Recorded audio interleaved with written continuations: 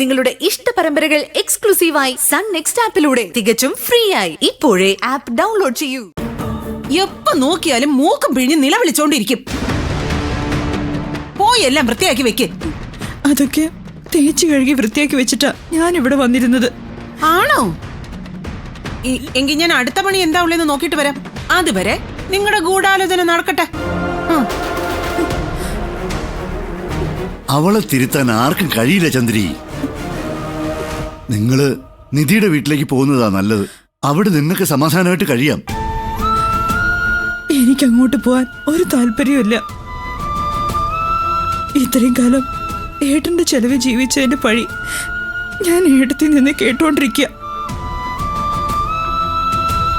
ഇനി മരുമകന്റെ ചെലവിൽ ജീവിക്കുന്നവൾ എന്നുള്ള പഴി കൂടി കേൾക്കാൻ എനിക്ക് വയ്യ. ഈശ്വരമംഗലത്തുള്ളവരാരും രേണുകയെ പോലെ ഉണ്ട ചോറിന്റെ കണക്ക് പറയില്ല ചന്ദ്രി. അവിടെയുള്ളവരെല്ലാം വളരെ നല്ലവരാ. അത് മാത്രമല്ല അമ്മാവ, അമ്മ ഈശ്വരമംഗലത്ത് സ്ഥിരമായി നിൽക്കാനൊന്നും പോകുന്നില്ല.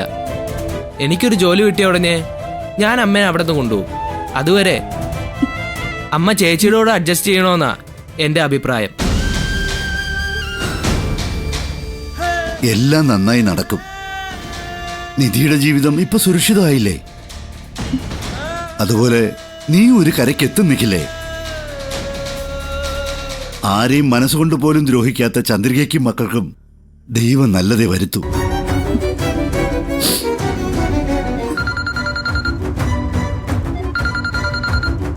ചേച്ചിയാ?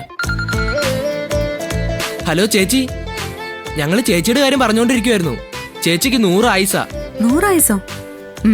ഒന്ന് കുറഞ്ഞ് 99 ആയാൽ എന്തെങ്കിലും കുഴപ്പമുണ്ടാവോ? ചേച്ചി തമാശയൊക്കെ പറയുന്നുണ്ടല്ലോ. അപ്പൊ അവിടെ സന്തോഷമല്ലേ? പിന്നല്ലാതെ. എനിക്ക് സന്തോഷത്തിന് ഒരു കുറവുമില്ല. ഞാൻ ലൗഡ് സ്പീക്കറിലിടാം. അമ്മയും അമ്മാവനും എന്റെ കൂടെ ഉണ്ട്. ഇതൊക്കെ കേൾക്കുമ്പോ അവർക്ക് സന്തോഷാവും. ശരി, നീ സ്പീക്കറിലിട്. എല്ലാവരും കേൾക്കേണ്ട ഒരു വിശേഷം എനിക്കും പറയാനുണ്ട്. പറഞ്ഞു ചേച്ചി. ഓക്കെ, അപ്പൊ എല്ലാവരും സന്തോഷിക്കാൻ തയ്യാറായിക്കോളൂ. നീ കാര്യം പറയുമ്പോളെ നാളെ തന്നെ ഞാൻ അമ്മയും നിഖിലിനെയും ഇങ്ങോട്ട് കൂട്ടിക്കൊണ്ടുവരും. രണ്ടാളും റെഡിയായിരിക്കാൻ പറയാനാ ഞാൻ വിളിച്ചത്. നിഖിൽ ഇവിടെ വന്നിട്ട് ഹോസ്റ്റലിൽ പോയാ മതി കേട്ടോ. ശരി ചേച്ചി.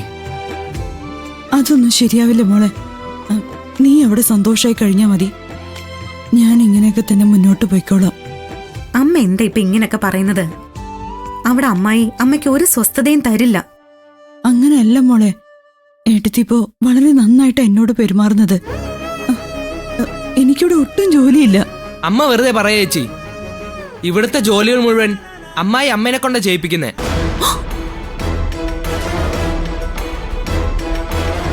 അമ്മ മുറ്റം തൂക്കുന്നതുകൊണ്ട് ഞാൻ ചൂല് പിടിച്ചു വാങ്ങുമായിരുന്നു. അമ്മയ്ക്ക് പൊടി അടിച്ചിട്ട് രാവിലെ ശ്വാസം മുട്ടലും ഉണ്ടായിരുന്നു.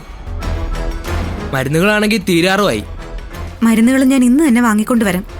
അതൊന്നും വേണ്ട നിധി, ഒക്കെ ഞാൻ വാങ്ങിച്ചു കൊടുത്തോളാം. നീ ചന്ദ്രികയെ കൂട്ടിക്കൊണ്ടുപോകാൻ നാളെ തന്നെ വന്നാ മതി. ശരി അമ്മാവാ. നിഖിലേ, നീ ലൗഡ് സ്പീക്കർ ഒന്ന് ഓഫ് ചെയ്തേ. ശരി ചേച്ചി. എന്താ ചേച്ചി? അമ്മായി അടുത്തുണ്ടെങ്കിൽ നീ ഫോൺ ഒന്ന് കൊടുത്തേ. ശരി. ആ, അമ്മായി ഇവിടെ പതുങ്ങി നിപ്പുണ്ടായിരുന്നോ? ഇത് എന്റെ സ്വന്തം വീടാ.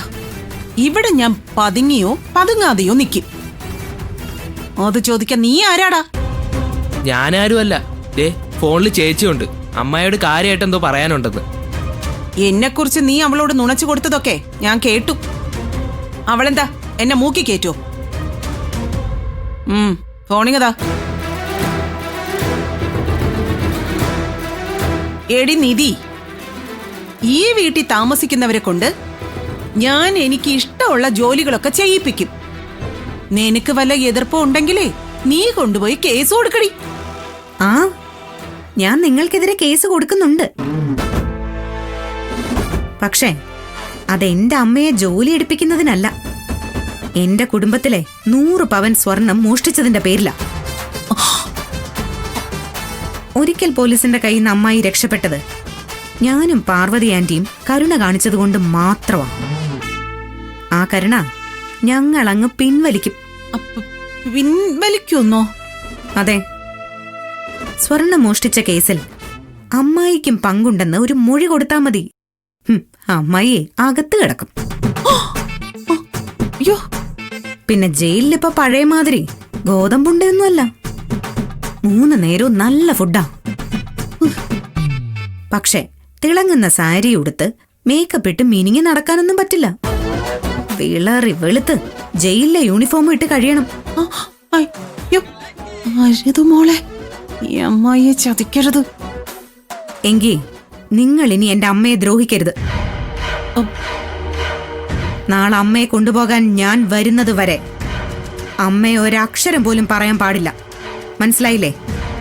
ആ, ഉവ്വ്, ആയി മോളെ. എങ്കി ഫോൺ അമ്മയ്ക്ക് കൊടുക്ക.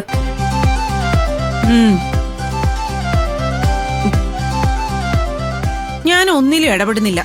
ഇനി നിങ്ങളായി, നിങ്ങളുടെ പാടായി. ഹലോ മോളെ.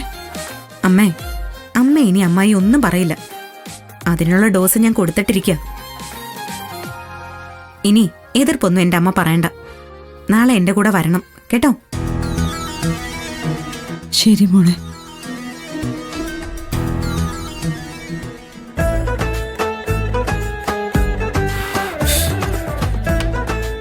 ആന്റിയെ, ഇപ്പഴാ എനിക്കൊന്ന് തനിച്ച് കാണാൻ പറ്റിയത്. എന്തിനാ നീ എന്നെ തനിച്ച് കാണുന്നത്? എന്നോട് വല്ലതും പറയാനുണ്ടോ? ഒന്നും പറയാനില്ല, ഒരു സമ്മാനം തരാനാ. ഏ?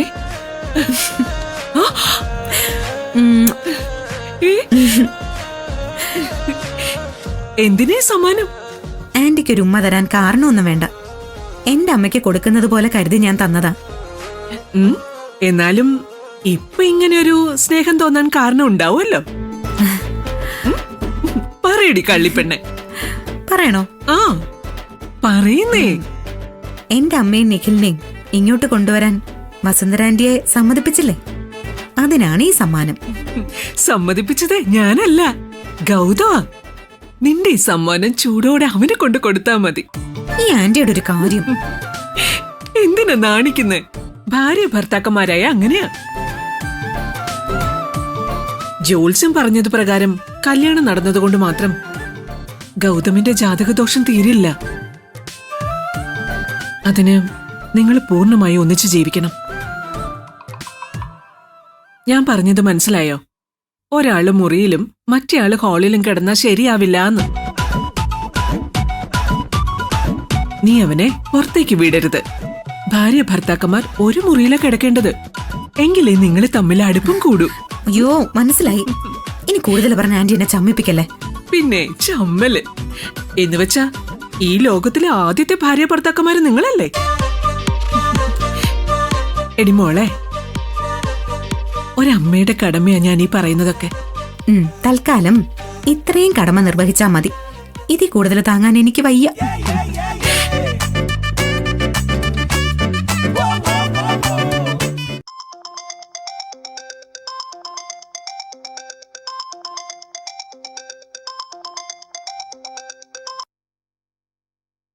ഹലോ. മാഡം, മാഡം എന്നോട് പൊറുക്കണം. എനിക്ക് മാപ്പ് തരണം. അതിന് നിങ്ങൾ ആരാണെന്ന് പറയൂ. അത് കഴിഞ്ഞല്ലേ മാപ്പ് തരണോ വേണ്ടയോ എന്നൊക്കെ തീരുമാനിക്കുന്നത്. മാഡം മാപ്പ് തന്നെന്ന് പറഞ്ഞാലേ ഞാൻ ആരാന്ന് പറയൂ. അതുവരെ ഞാൻ മാഡത്തിന്റെ ഒരു വെൽവിഷർ ആണെന്ന് കരുതിയാ മതി. വെൽവിഷറോ? അതെ മാഡം, വെൽവിഷർ. മാഡത്തിന് നല്ലത് മാത്രം വരാനായി നോമ്പ് നോറ്റ് കാത്തിരിക്കുന്ന ഒരു പാവം വെൽവിഷർ. എനിക്ക് മാപ്പ് തരൂലേ മാഡം? ഓ ശരി ശരി, തന്നിരിക്കുന്നു. ആരാ നിങ്ങള്? ഞാൻ രേണുകയാ, ശിവാനിയുടെ അമ്മ. നിങ്ങളോ?